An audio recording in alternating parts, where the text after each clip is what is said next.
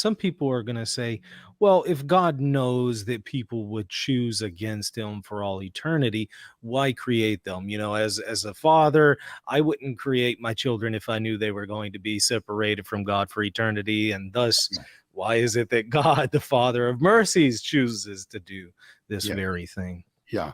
It's important to understand that on Molina's doctrine of predestination, it is God's will that every person he creates be saved, and that God gives sufficient grace for salvation to every person that he creates, so that anyone who is lost is only lost because he freely and willfully resists God's every effort to save him.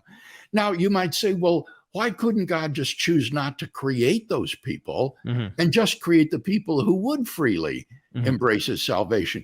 What that fails to understand is that when you're dealing with possible worlds, you can't sort of just pluck people out of them and think that what's left over is the same world. Once you start plucking people out, you've got a different possible world. And in that world, the person who would have freely come to know Christ might not.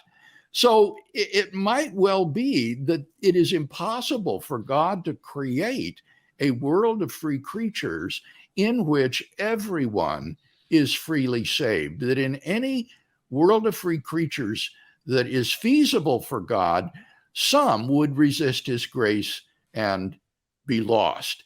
But nevertheless, God is so good that even those who he knows would reject him, he gives them sufficient grace for salvation and tries to win them. In fact, some of the lost might actually receive greater measures of grace than many of the saved.